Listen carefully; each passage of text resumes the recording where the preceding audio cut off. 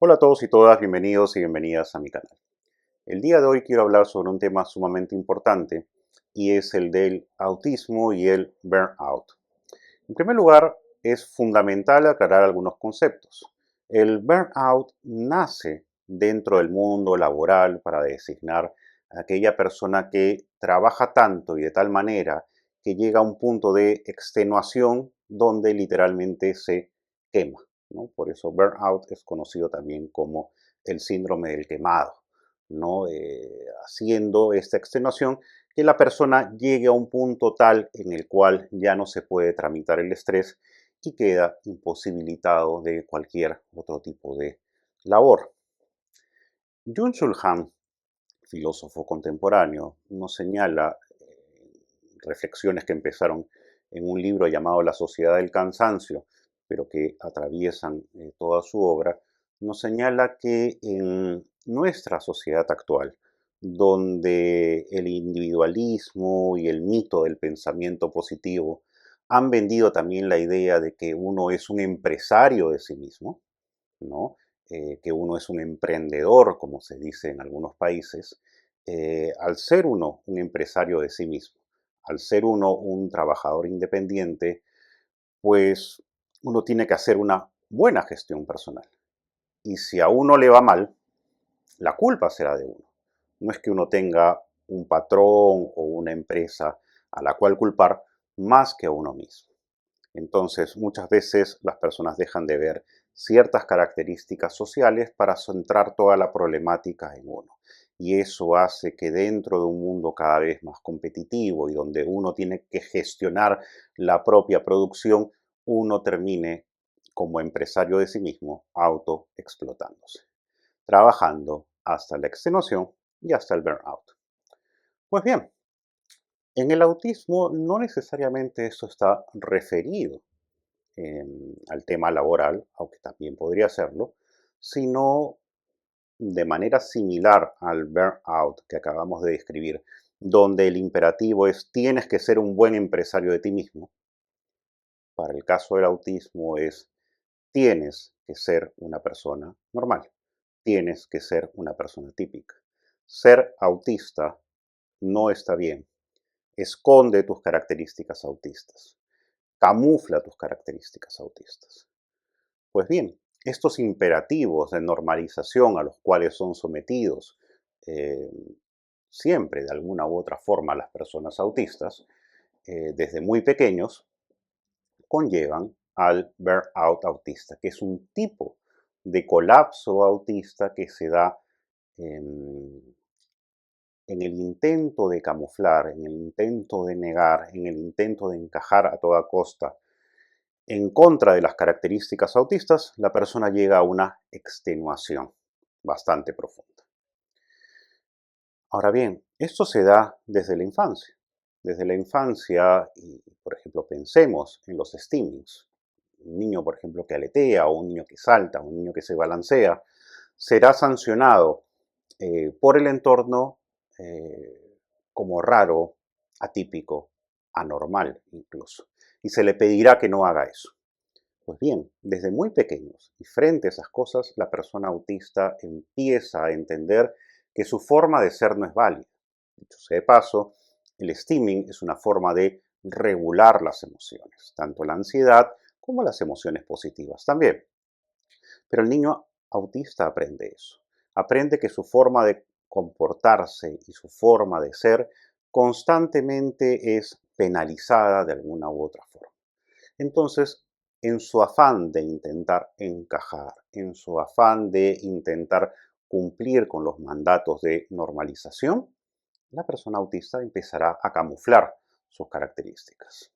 Ahora bien, ojo, camuflar las características, es decir, el intento de las personas autistas por copiar conductas y patrones y seguir conductas y patrones neurotípicos, no quiere decir que siempre se haga bien. Ojo, eso se malentiende. Cuando se habla de camuflaje, a veces se piensa que la persona hace una actuación de tal manera que no hay ningún rastro de la personalidad autista. Y aunque en algunos casos se puede aproximar a eso, no necesariamente es así en la mayoría de los casos. El intentar camuflar simplemente significa tratar de esconder las características de la persona autista. Entonces ya no hago steamings, tengo que estar muy concentrado en lo que digo, en cómo interpreto las cosas, en cuáles son mis actitudes en la socialización, en el tipo de juegos, etcétera, etcétera, ¿no? Tratar de reprimir las características autistas. Esto se da a lo largo de todo el espectro, ¿no? Las personas hablantes y las personas no hablantes, porque las personas no hablantes son penalizadas también de una manera y los hablantes de otra forma. Siempre va a haber un grado de camuflaje dentro del entendimiento de que la forma de ser autista no necesariamente es comprendida, es penalizada y la persona autista de una u otra manera intenta continuamente encajar en el contexto neurotípico. Pues bien, esto se hace o lo intenta hacer la persona con una gran inversión de pensamiento hiperconsciente, muy vigilante, lo cual genera dosis de estrés muy, muy poderosas. Por ejemplo, quienes manejan un automóvil saben que al inicio posiblemente uno puede estar más consciente de los cambios, las luces y todo esto, y que luego eso se va a tender a automatizar. Ahora imagínense, si durante todas sus vidas como conductores tuviesen que ir pensando en cada cambio, eso sería muy estresante. Bueno, en la mayoría de personas autistas ocurre eso, tener que pensar muy conscientemente cómo debo esconder mis características autistas para encajar.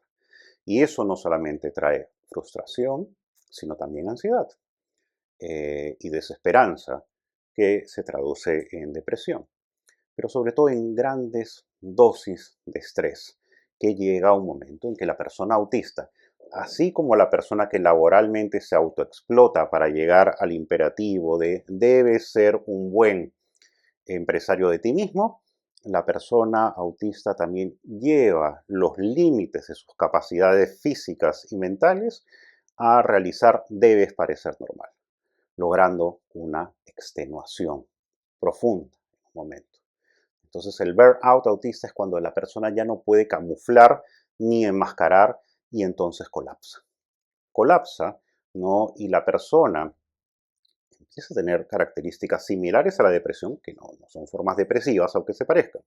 Pensamientos negativos, la hipersensibilidad sensorial aumenta, la persona pierde la capacidad y el interés en determinadas actividades, incluso actividades que ya realizaba de manera muy bien, no puede realizarlas. Y aquí entra, ojo, un término que se utiliza mal en determinados momentos. Se habla de la regresión autista, cuando en realidad muchas personas pierden la capacidad de hacer ciertas cosas por esta extenuación, no porque hayan perdido en sí las capacidades. No hay una regresión, sino que el burnout imposibilita hacer una serie de actividades que comúnmente y de ordinario podían hacerse, ¿no? Porque hay eh, una fatiga, una extenuación crónica de la cual la persona no puede salir.